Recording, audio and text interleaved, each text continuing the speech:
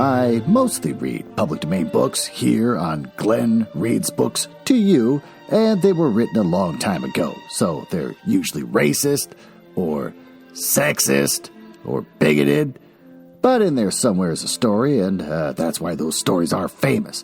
Other times, I read works from independent authors, and they're delightfully not racist, but they might have adult language or adult situations, like, making sex. So that's your warning, but I'm sure you're grown up enough to handle it. Don't write to me complaining.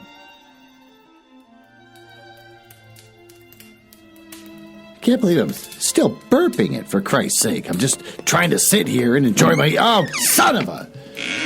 All right, take a seat, you little idiot. Welcome to the Glenn Reads Books to You mansion. It's a fun little bit where I pretend to live in a mansion and not just recording in my basement. This is where I read the hottest public domain books and short stories. This week, we'll continue reading Hellflower by George O. Smith.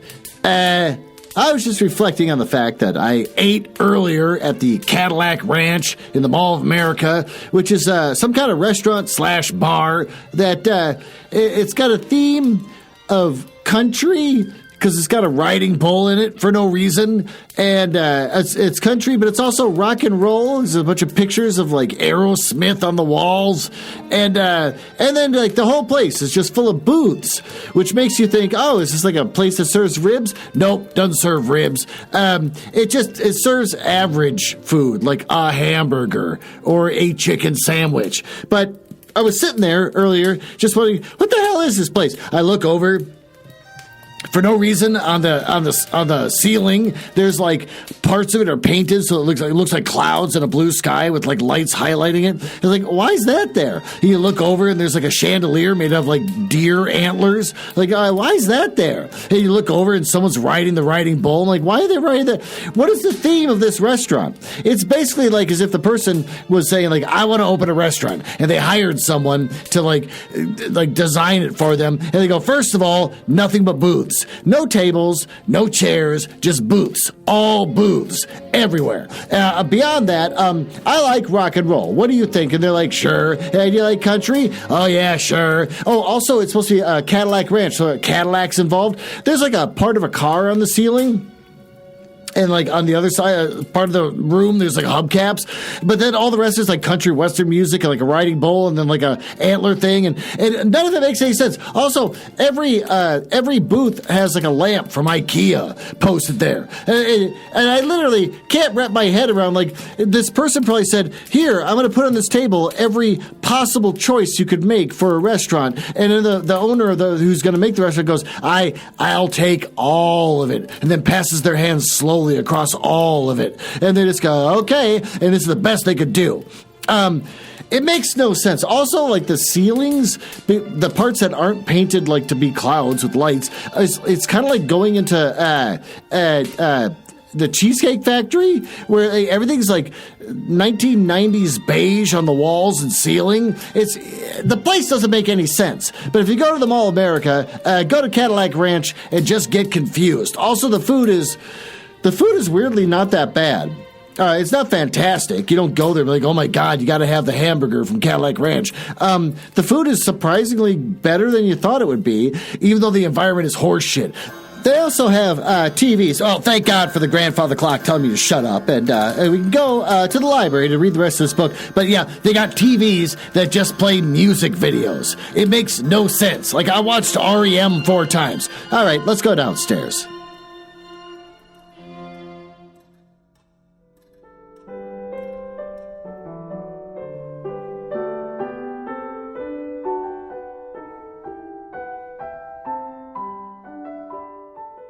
Okay, well, I'll just take a little seat. We're on chapter 19, so cozy up. There's only 23 chapters left, so thank God we're almost freaking done. Chapter 19. He prowled the cargo hold level, floating along the circular corridor. He knew it was not the safest thing to do, but he preferred anything to a return to the hold. He did not stop to decide whether it was the perfume of the Lotus or the presence of a doped woman that kept him away from his cover. Oh, that's right. He just left her there, floating around in a room full of the lotus flower, which is just drugging her up like crazy. He's like, well, I'm out, and he took off. So she's just sitting there, oh, Christ. An hour had passed, then 2, and Faraday was growing bolder by the minute. He had covered the entire lower level of the Lancaster and had stopped above his former hiding place, speculating whether to hide or not. He decided, not. Then went floating upward through the ship until he came to the stateroom level. He floated around the corridor, noticing the little flags that indicated that the door was locked from the inside. Were all down except for one. One of his quote-unquote guests did not trust his fellow travelers completely. Well, he floated on upward to the salon and almost ruined his silent flight by trying to put on the brakes. On the divan lay a man in his clothing, restrained by the hold-down safety strap. How come there's no gravity in this ship? I thought there was gravity in here. He was sound asleep. Faraday floated over and then taking hold of the strap to keep himself from flying free with the motions. He deepened the man's slumber with a vicious cut of his revolver. He floated on into the control room with a silent... Did he kill this guy? He deepened the man's slumber with a vicious cut of his revolver. Did he shoot him? I guess he shot him. Okay. He floated on into the control room where the silent and distant stars watched. Some of them were moving down. These would be nearby stars, while the rest stood as immobile as he had always known them. That's not how space works. This is like 1950s and 60s shit. So... if you watch the intro to like Star Trek from the 1960s, like stars are moving all over the place, floating past you kind of thing, as if they're like little fireflies, you're just kind of flying through them. That's the way this guy's describing it, and that's not the way that works. Stars don't move. You go through space and nothing happens. If you see something bright and glowy go past you or go down or anything, it turns out to be a whole giant moon or planet. So, bad scientist. Is he a scientist? Well, he wrote for whatever. Okay, so some of them were moving down. These would be nearby stars, while the rest stood as immobile as they'd always known them. Not really. He would have preferred to stay and watch the effect of traveling faster than light. Oh, he's traveling faster than light. I guess that changes what I said. For the aspect of the sky directly above was very strange in color and in constellation. Oh, but he knew that he had started something, and he could see this odd, stellar phenomenon at some more leisured time. He took a roll of 2-inch adhesive tape from the medicine supplies and taped the unconscious man's wrists and ankles, and then slapped the strength over the mouth that sealed up the gash along the side of his head at the same time. Then he went down to his own quarters and opened the door slowly. A second man slept there. No, but Faraday did not lash out with the pistol. He's just like hitting people, like they're already sleeping, then he just smacks them unconscious with like he's pistol whipping them. He holstered the gun and clipped the enemy along the side of the jaw with a sharp chop of his hand. Yeah, tape was applied quickly and effectively. Well, that made 2. He considered the situation carefully. So long as his batting average stayed at 1,000, he was in fine shape. All it had to meet was one error, and he was out of the game.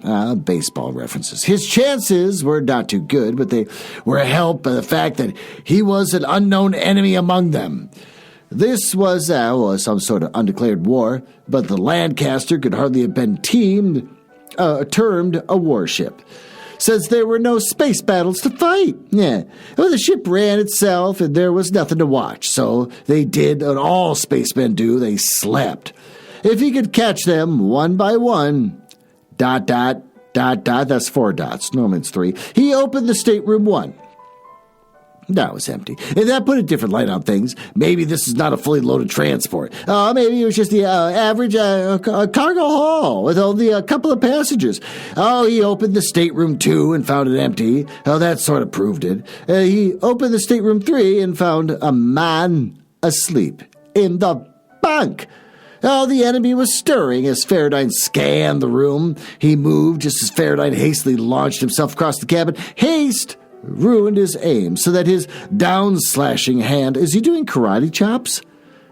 The previous guy, he karate... Okay, so he's karate chopping them. downward slashing hand clipped the man on the skull instead of hitting him alongside the ear. Yeah, he's doing karate chops. The man grunted and swung out blindly, hitting Faraday and moving up and away. Faraday caught the upright of the bunk, staying his free flight, levered himself, and swung again. The enemy parried the blow and let out a roar that sounded like 3 angry locomotives. Tooting for the right-of-way. Faraday pulled himself down and around, then kicked out with both of his feet, catching the man in the face of the chest. The force drove this man deep into the mattress, from which he rebounded to fold up over his hold-down strap. Yeah, they're all like, why is there no gravity in the ship? Earlier, everyone's just walking around with their feet, but now everyone's floating. I don't know. Nothing matters. He flopped up and down, limp, an inert mass caught between 2 springs. The same force drove Faraday out toward the open door. His aim was still bad. His out-sweeping hand caught the leading edge of the door, and he swung it around the hinges until he came flat against the wall behind the door. He fought his body around and came out of the room feet first. This is where the author starts, taking physical things and over-describing them. You could condense this down a lot, but he's doing it again. Catching at the handrail, he stabilized his flight, then he took notice of his surroundings, expecting the whole of the enemy horde to come boiling out of the staterooms. A door down the hall opened, and a man came sailing in. He caught sight of Faraday and launched himself at the spaceman. Faraday met him with a slash of his pistol, which was parried by a block of the man's forearm against Faraday's wrist, and it stopped the enemy's flight, but it tore Faraday's hold loose. Faraday recovered first, hauling himself erect just in time to let the other man peer down the barrel of the gun. "Hold it, friend," he snapped. The enemy, about to kick himself forward, took a firm hold on the handrail behind him and retracted his feet from against the wall. "You can't get away with it, Faraday. I could try, Brenner. So happy to meet you again." Warily he listened. Well, there was no other sounds along the corridor, only the one he expected. And soon the little flag on the lock went in and the door opened, and Caroline Niles came out in pajamas and coat. Her eyes blinking slightly. "What the?" she gasped. "Charles! Howdy do. Any more hiding in the dark, Carolyn?" "How'd you get here?" "I walked," he said flatly. And he turned to Brenner. "You stay there, schoolmaster. I'm scared to death and a bit touchy." Well, Brenner shook his head. "I know you're scared. I'm scared too. Scared to move. Relax. But do it slowly. Now turn around and make it hand over hand toward the salon. You follow the gentleman," he said to Carolyn. Faraday followed them both, calling to Brenner that if he tried any tricks, Caroline might get in the way of the shot intended for him, and they went up the stairway 1, 2, 3, and floated into the salon. Faraday made a bit of time of it because his full gun hand. He shook his legs around the guardrail and eyed them coldly. "Caroline, let's see how good a job you could do on Brenner's wrist with a chunk of this tape." And he tossed the roll at her, and she clutched it wildly and missed. "Go get it!" Caroline performed some intricate free-flight maneuvers before she caught the roll. Then she went to Brenner, who held his hands out behind him while she ran tape around the wrists. "I'd be willing to bet that it's a slipshod job," said Faraday, "but it'll probably hold until I can relax. Caroline, whatever, coast over here and force yourself to sit in this straight chair." Faraday taped her to the chair, and the wrist... Oh, God, tape is a huge thing in this chapter. And the ankles, it took a slight hitch of the hold-down strap. Then he added some security to Brenner's bond and taped the man to the legs of the divan, whatever, at the ankles. With his hands behind him and this straps tied across the man's hips, Faraday felt that Brenner would be thoroughly immobilized. He propelled his still unconscious up one near Brenner and taped him similarly. He propelled the still unconscious one. Okay, I read that wrong. Then he took time to go below and collect the third from his cabin and bring him up. The man was struggling against the wide tape and glaring at Faraday over the plaster on his lips. Faraday hurled him backward first to the divan and followed him to catch the man on the rebound from the divan. He taped him as he taped the others and took a small flight to the bar where he perched on top of it by hooking his feet around one of the bar stools. Aren't we a good-looking bunch? Yeah, he chuckled. Shall we sing? Stop it, Faradine, snapped Brenner. Faradine's twisted smile faded. We'll play this game according to my rules for a while. How long do you think you'll be able? Long enough. I'm running this show. Well, you can't get away with it. You said that before. Convince me, Brenner. Why bother with you? I'm the one that counts. Cut it out, Faradine said contemptuously. I should think your position would feel a bit awkward for a conqueror. The sooner you free us, the... Faradine laughed in one loud, humorless bark. So I'm still your prisoner? Well, in a way. You wouldn't care to die without telling what you know about us. You'd do anything to stay alive, you damn well bet. And I'll do anything to learn a bit more. I mean, you can't make me talk. Want to bet? Oh, I don't think I could squeeze anything out of you by torture, but I have a hunch you'll sing loud and long after you watch me take Carolyn's fingernails off with long-nosed pliers and listen to her stifled sobbing. An old-fashioned torture, but still effective. Caroline looked at Faradine coldly. Well, come to think of it, Charles, I don't think you have enough sadism to perform the operation on me. Faradine looked at her, and he held enough dislike of what she stood for to do almost anything with cold deliberation. For he thought any pain was small retribution, but she was still a woman. Oh, okay. Caroline sniffed cynically, and Faradine, realized that he had just mumbled the last few words of his thoughts. He did. But she's still a woman. He said that out loud. Just retribution, Charles. But have you the guts to collect your revenge? He looked down at her. No, I haven't. But I've someone with me who might. He took aim and sailed down the stairs. He soared around the stateroom corridor and ran full tilt into a flurry of floating skirts. He hurled Norma from him and recoiled. Then he caught himself again, and he had one hand braced against the handrail and the pistol aimed in the middle of her stomach. She rightened herself and let out a breath of relaxed his gun hand. Don't ever do that, he said sharply. She looked at the gun, and her face went white with realization about how close it had been. Oh, she looked at him searchingly, as if seeking company for her fright. She apparently found it, for her face relaxed, and she took a deep breath, let it out slowly. And then she fought the hem of her skirt down again and blushed. Faradine chuckled. Go into number 4 and swipe a pair of Caroline Niles' pajamas, he said. They don't float. Then come up to the salon. He turned and headed back slowly, stalling until he heard her return to the corridor. Is this a drugged woman? Then he went first and helped her make a curve around the railing at the top. Solicitously, he steered her to the divan and fastened the seat strap. Then he faced Carolyn with the rest. Speaking of retribution, he said slowly, I'd like you to meet a woman I know, Miss Norma Hannon. She's a, Hellflower addict. Whatever she does is basically your responsibility. Oh, it's not the same woman that's all drugged up. There's still a woman drugged up in a room right now.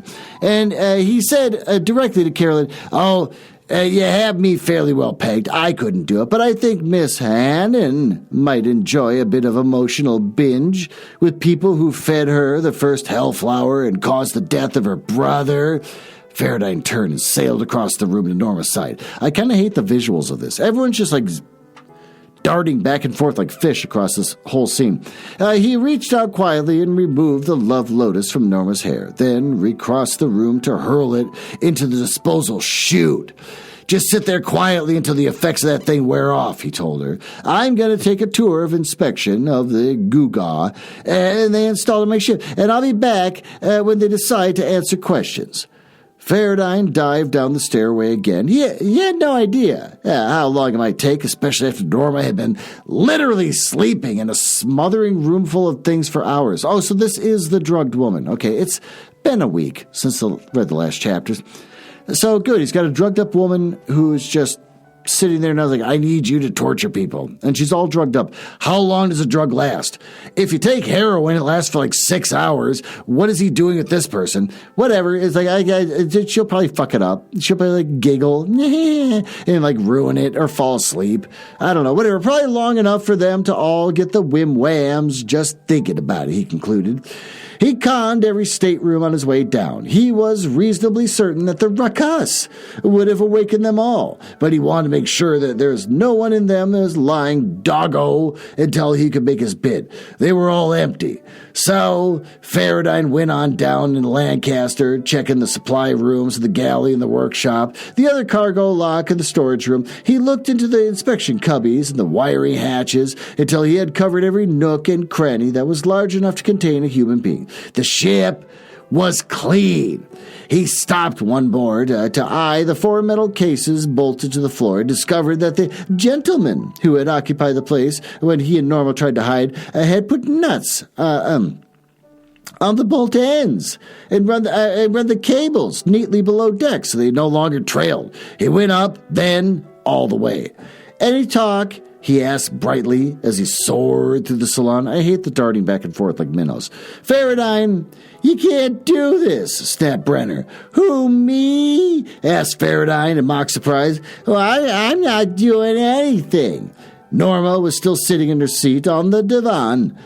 She had not changed her position, but her face was losing its softness, and her attention was no longer diverted easily. I'm waiting, she told him as he passed upward to the control room like a minnow swimming through a stream. Somehow Faraday believed it would not be very long in waiting. Okay, well, that seems like a good a spot as any to get the hell out of here. Why don't we take a break, huh? It's getting stuffy. It's getting weird. Why don't we go down to my basement, which is normal and not weird at all, and we can talk about the latest upcoming books from Penguin Random House.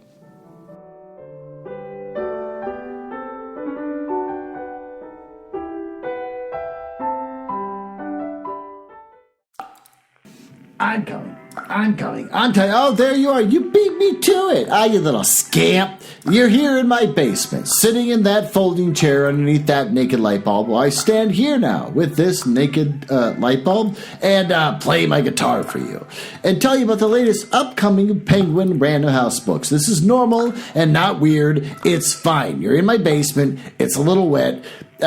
Just be quiet. Shut up. The Princess of Las Vegas by Chris Bajalian. I hate people with complicated names. Just be John Smith. It's a suspense thriller. Do you want to hear about it? Sure. The princess is fake. The murders are real. From the New York Times best-selling author, which we know is a scam, the New York Times. You basically pick a category. Suspense and snakes. Well, you wind up being like the #1 New York Times best-selling author in that category. Of course you are, because you picked a category that no one is like, it's ridiculous. Of the flight attendant and the lioness, a Princess Diana impersonator and her estranged sister find themselves drawn into a dangerous game of money and murder in this twisting tale of organized crime, a cryptocurrency, and family secrets on the Las Vegas Strip. This sounds horrible. Chrissy Dowling has created a world that suits her perfectly. Oh, yeah, she passes her days by the pool in a private cabana. She splurges on ice cream and never gains an ounce. I love that. That guy's rich as hell. You know he's fucking splurging on ice cream right now, dude. And each evening she transforms into a princess, performing her musical cabaret inspired by the life of the late Diana Spencer. Oh, Diana Spencer. Okay. They meant Diana, like from England. Well, some might find her strange or even delusional. An American speaking with a British accent. Oh, her hair feathered. They're talking about Diana. Is Diana Spencer the actual Diana? Hold on. I have to look this up. Oh, yep. Diana Spencer is Diana, Princess of Wales. Okay, well, I got confused. I literally have never known that woman's actual last name. Anyway, some might find her even delusional. Americans speak with British accent, hair feathered into a style 30 years old, living and working in a casino that has become a dated trash heap. On top of that, Chrissy's daily diet of Adderall and Valium leaves her more than a little tipsy. Her senator boyfriend, this is just like a fever dream of a description of a book, has gone back to his wife. Her entire career rests on resembling a dead woman. And yet, fans see her for the gifted chameleon she is, showering her with gifts, letters, and standing ovations night after night. But when Chrissy's sister, Betsy, arrives in town and a new boyfriend and a teenage daughter, and when Richie Morley, the owner of Buckingham Palace Casino, is savagely murdered, oh my, what the fuck is going on? Chrissy's carefully constructed kingdom comes crashing down all around her. A riveting tale of identity obsession, fintech, and high-tech mobsters. Oh, The Princess of Las Vegas is an addictive, wildly original thriller from one of our most extraordinary storytellers. Oh my God, that was out of control. For a second there, I thought it was some sort of like fake Diana. No, it's the real Diana. That was insane. So that's The Princess of Las Vegas by Chris Bahal-Gillian, whatever. Turns out he's on tour right now. You can get it for paperback for $18 at Amazon, Barnes & Noble, Books A Million, Bookshop.org, Hudson Booksellers, Powell's, Target, and you'll find people that are obsessed with Princess Diana of Wales. Her last name is Gillian. What's her last name? Spencer. Okay, well, whatever. I never knew that. Who would have thought that I'd actually learn the real last name of the princess from reading this review of this book? People who light candles and sing that song from Sir Whatever, and he's like, it was supposed to be a song about Marilyn Monroe, but now it's a song about Princess Diana, and they're humming it in their heads, and just walking around humming that song with little candles lit as they go into Walmart to buy a copy of this book. Why don't you go upstairs and just get through the rest of these chapters?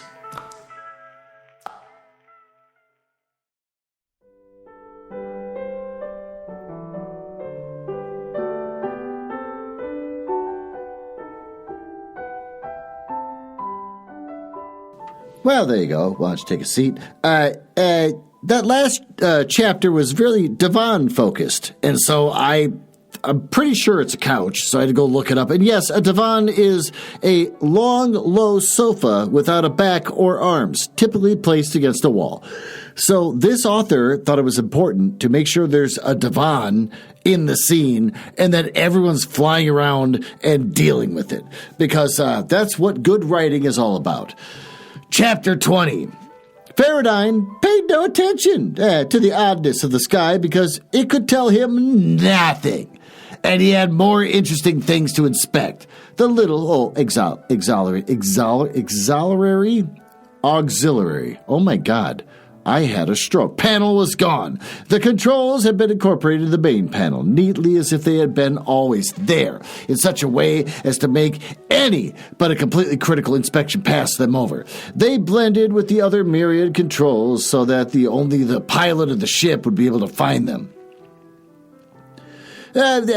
There was a small meter calibrated arbitrarily in the 3 sectors of colors. The needle stood high in the middle of the blue region. Below the meter was a crossbar toggle switch, and on the other side there's a toggle were flat buttons set flush with the panel. Blue to the right, red to the left. The wiring was concealed. Faradine found by looking under the panel that it had been neatly inserted into the main bundle of cables and wires as though it had been installed with a Lancaster's construction. This is so boring. Everything he writes is meticulous and boring. He considered the installation carefully. In the history of warfare, Faradine had heard of no one installing a device that would blow up a whole equipment if the operator used the wrong combination. Honestly, In fact, the designers worked hard to make such equipment foolproof because they knew how rattled a man could get in the heat of battle. The worst he could do was probably the blowing of a fuse if he tampered with it. On the other hand, again, 4 dots, normally 3. So much for that, he thought, and went on to the next matter, destruction charges. Big prime movers like battlecraft and stationary installations seldom fell into the hands of the enemy in any condition to be reused. Either the big stuff was shot to hell before the enemy captured it and was therefore unfunctional, or there was time for the crew to render the big stuff useless long before the installation was abandoned. There were booby traps, of course, but they were usually improvised on the spot, or at least installed from a stock closet at the time of the possible capture. No thinking nation would ever install a booby trap permanently because the possibility of the operator punching the wrong button. Self-destruction devices were another item. These came shortly after the military discovered the electron. And at a time, there was basic new designs of equipment for the function which had been necessary to keep it secret from the enemy. Countless pieces of apparatus had been equipped with self-destruction charges heavy enough to addle the insides of a gear and possibly bulge the case a bit. But a man could sit on one of them while the charge went off, and the most he would get would be a sharp kick in the pants. But such destruction charges were controlled from a separate panel. There would be no mistake or error. No one hit the wrong button. Destruction must be performed with deliberation. And so Faraday eyed the new installation calmly. I might hold self-destruction charge, but the probabilities of having the control handy enough to be used in the heat of excitement were remote, especially since such a condition would leave a ship and crew marooned in the depths of interstellar space. To die because someone's finger slipped. Faraday was even certain that not much could happen if he tinkered with the toggle, so long as they were deep in space, some light years distant from anything large and hard. Okay, whatever that means. He took the toggle bar from his right hand and pulled. It did not pull, so he pushed. It did not push. He turned the crossbar slightly and exerted effort. The bar moved downward in a wide arc. This is the boring writing I'm talking about. And it moved. The seat of the chair slammed upwards against the seat of his pants. All of a sudden, up was down. Up was it was down. All of a sudden, up was up and down was down. So I read that wrong. And the stars were all in their right places. The toggle came to a stop and the accelerometer had 1 gravity. The needle on the meter still read halfway into the blue. I don't care. Faraday chuckled aloud. Yeah, he had it now. If the traffic burp lights had been flared blue-green for go and red-orange for stop, what is that? What world do you have blue-green for go and red-orange for stop? He had this combination as well. Start your spacecraft and punch the blue button for start. That was the beginning, and the warming up of nothing could happen until the meter read into the blue section of the scale. Then the toggle controlled the action of whatever generator of force was used. More or less, the toggle was advanced or depressed. The equipment stayed in readiness all the time. The red button was undoubtedly the cutoff button to close the gear down once the flight was completed. Well, it was simple as that. Faraday had spent many an hour in Spaceman's bars up and down the solar system, in Spaceman's happy arguments regarding the complexities of exotic equipment. He could theorize on both sides. The pro side was a matter of insisting that the electromechanical principles were universal and therefore an alien bit of gear would function in a recognizable manner. The con side considered the fruitless arguments that something new might be discovered, or that the evolution of instruments from the original principles would follow the normal dexterity of alien life form involved. But Faraday knew that buttons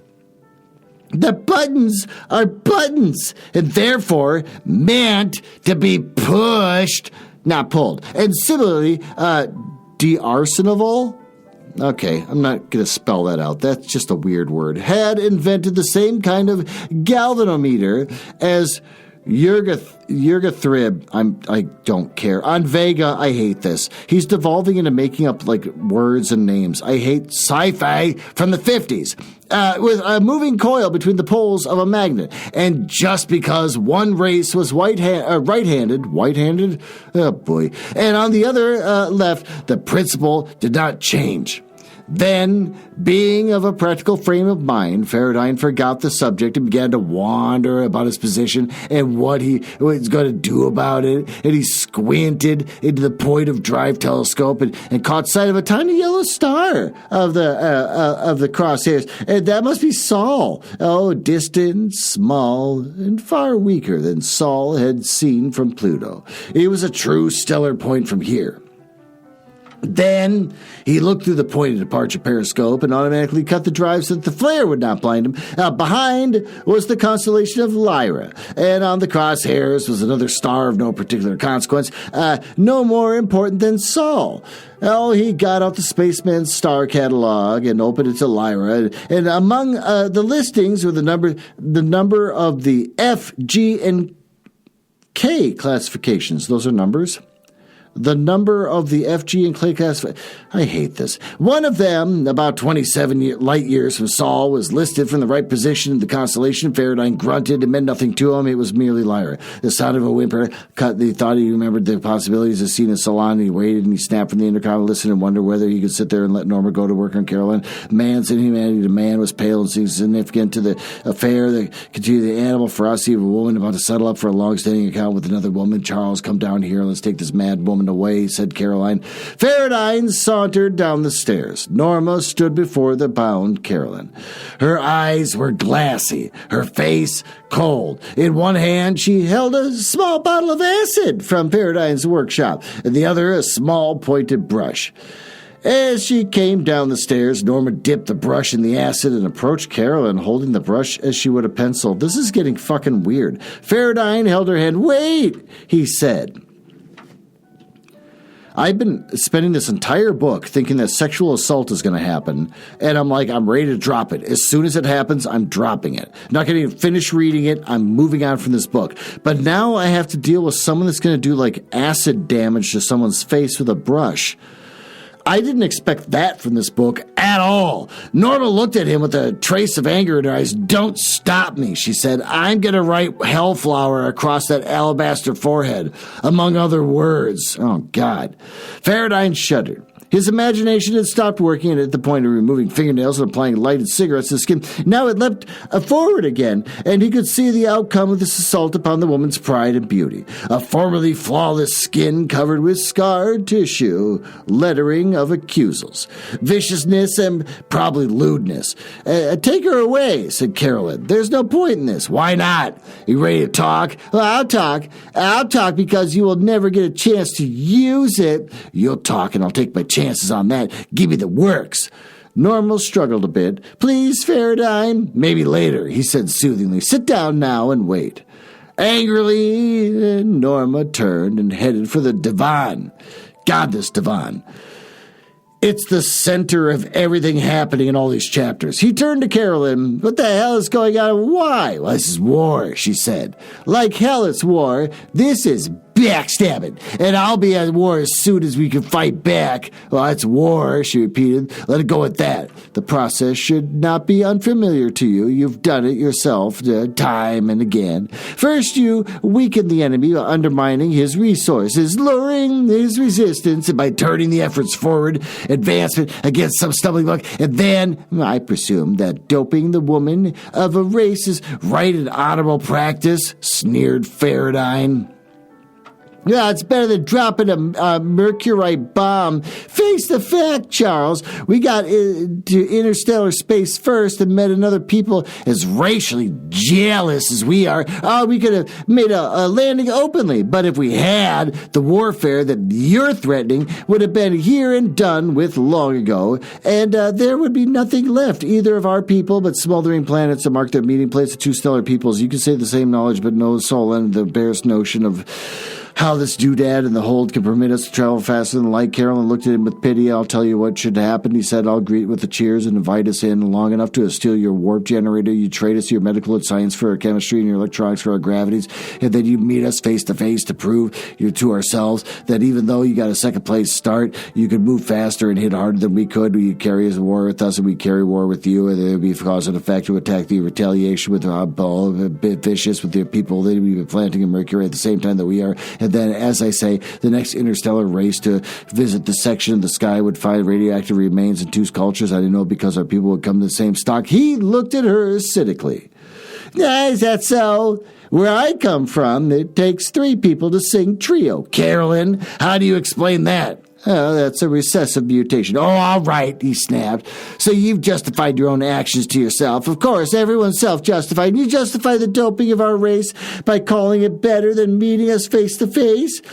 Remember your own history. Even before the first atomic war, everyone realized that warfare was a bankrupt measure to be undertaken after all else had failed. You conducted your conflicts undercover, warring them with them by undermining the moral fiber, lowering resistance, so when your people lost their ability to fight back, will move in quietly and make it an asset instead of a vicious enemy.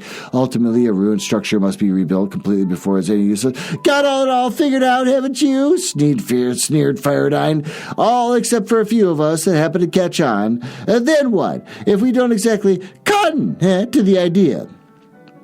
Well, there was a yelp from behind him, and he turned just in time to intercept Norma. She was advancing on Brenner with her acid brush poised. Don't, Norma, he said gently, turning her aside. Hey, I bet you said later. He gave her a gentle shove toward the side of the room, and she went reluctantly. Brenner, she said sharply, I want information. Ask, replied Brenner. What can we lose? Navigational data, said Faraday, ignoring the question. What are we now and how fast does that gizmo run us? Well, I guess about 6 light years out of Sol. The warp generator permits the top speed about 2 light years per hour for Terran figures. Go ahead and drive. We can find it to get a fool rigmarole over us. And the dame aloft with you. I don't want my face lettered with washroom wall. Somehow it seems appropriate, chuckled Faraday. But he took Norma by the hand and led her up the stairs, and she followed like an automaton until they were out of sight. And then she came alive. Visibly, she relaxed. The granite set her face faded, and she came aloft. Her lips curved gently. Her eyes were animated. She walked briskly across the control room and turned down the outgoing grain before she turned to face Faraday. Charles, that was the hardest acting job I've ever done. She snapped her acid bottle into one of the spring containers so that it wouldn't float all over the place under weightlessness, and then she went to the co-pilot seat and dropped into it casually. How do you drop into it if everything's weightless? She relaxed with her head and leaned back. How long after a sniff of Hellflower does the effect last? Asked Faraday. It depends. I could feel the euphoria fading shortly after you took mine out of my hair. The odd part of it was that it seemed different somehow. I feel so odd, dizzy and weak, and somehow frightened. I'd like to be held gently and caressed like a kitten. She sat up and turned to look over at the back of the co-pilot seat. This is honest, Charles. I know. I can feel it. It's true and it's good, Charles. Oh, yes, she said in a matter-of-fact voice. I remember everything. Oh, this isn't an act, Charles. This is the real thing. I've seemed to regain my feelings again, actually, and I can almost feel sorry for them. Yeah, you know, her voice ended on an upward note. Faraday looked at her, bemused, and said, Could it be the hair of the dog? Hair of the dog, she repeated automatically. The one that bit you, he said. You were in an awful overloaded dose, Norma. Maybe the overload burned the dross out, like fire cleansing a wound. Maybe, Norma blushed. You were very gentle, she said. Oh, God. Are they going to have sex now? Like consensual sex now? He realized what she meant.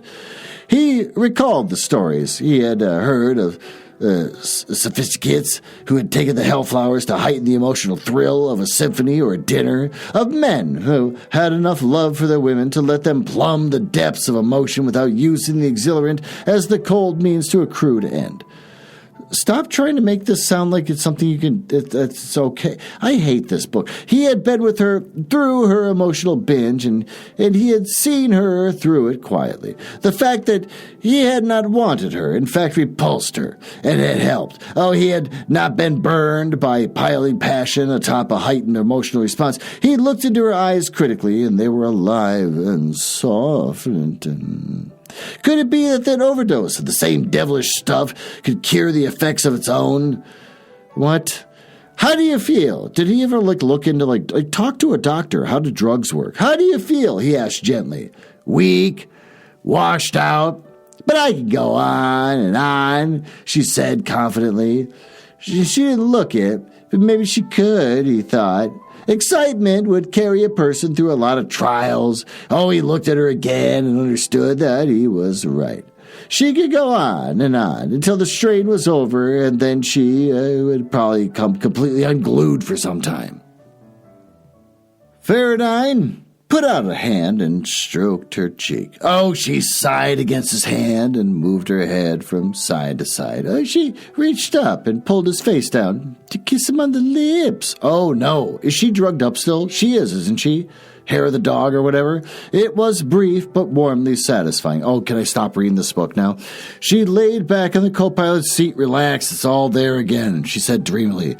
The same fast pulse, the tingle, and the rather interesting feeling of danger. I'm a woman again, Charles. Just as very little bit concerned about being marooned in a spacecraft with you. Let's get back home where I can enjoy my feelings, please. Faradine gave her hand a squeeze. Done! He glowed.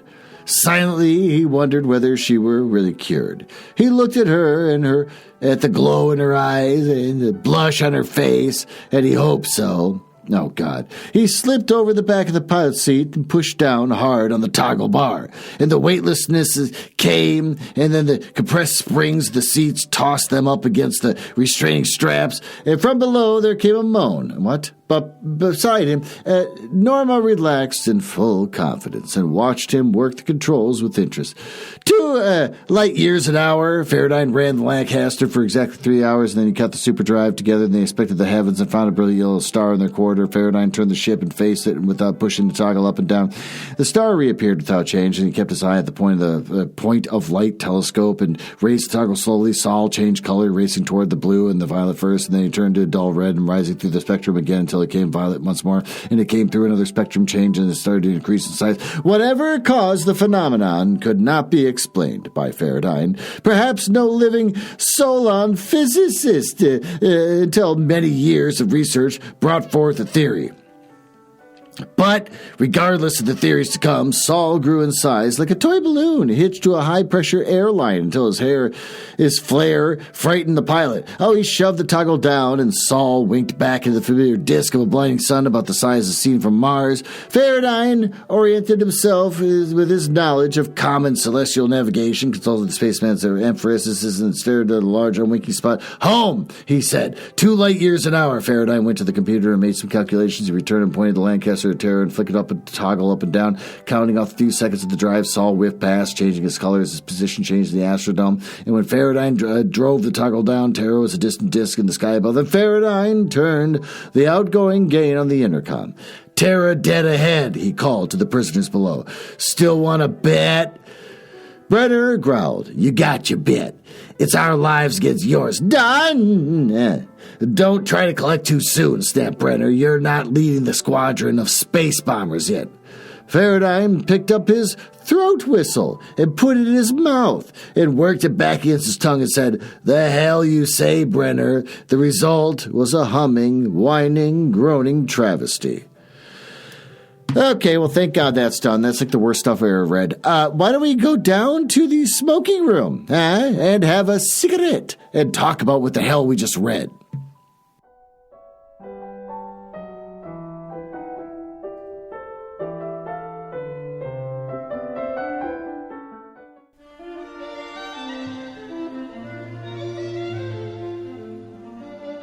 Ah, there you are. Why don't you take a seat? As you can see there on the coffee table before you is a baboon skull. And if you open the top of that skull, you'll see that the baboon skull is filled with cigarettes. Why don't you...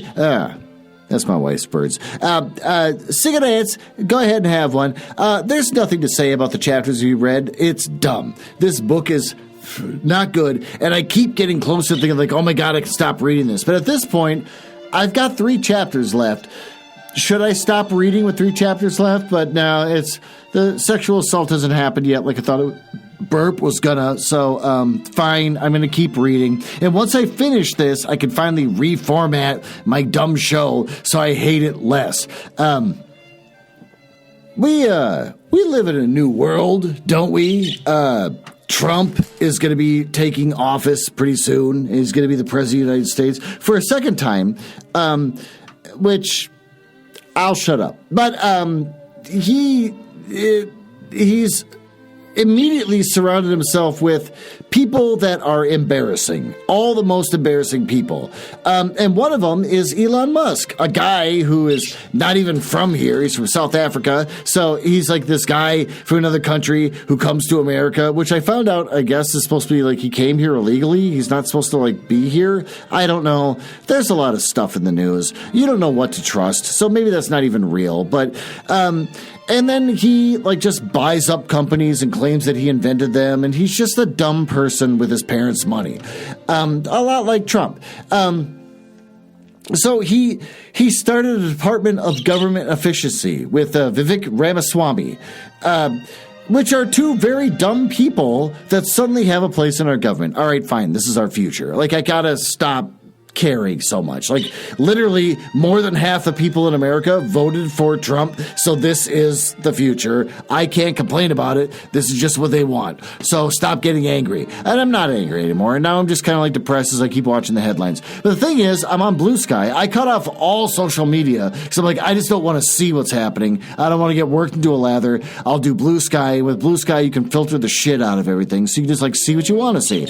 And so I did that, and like I'm kind of happy for a while. I'm like, okay, so Trump's going to be president really soon. I don't know anything that's going on in the world. Fine, I'll turn off all the filters and just see what's happening.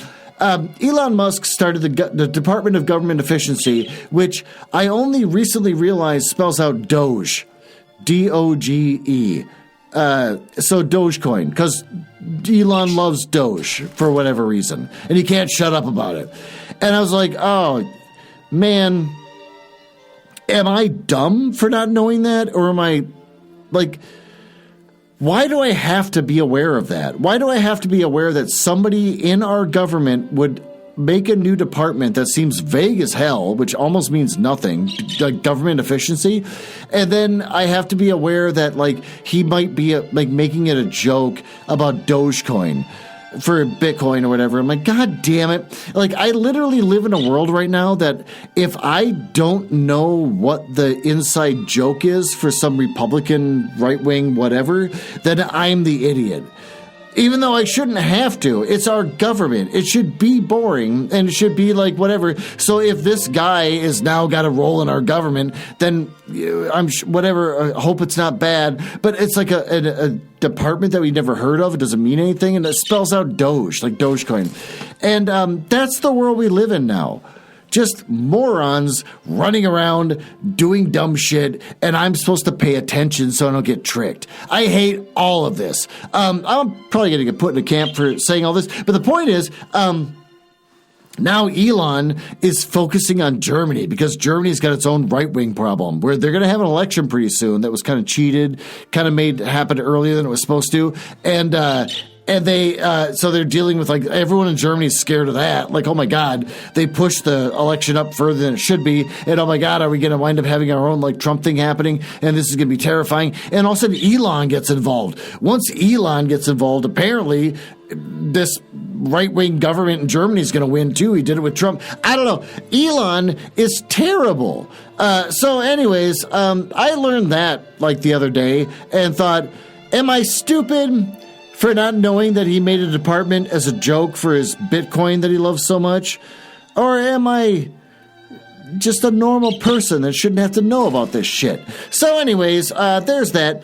Thanks for listening, and I hope I can see you next week.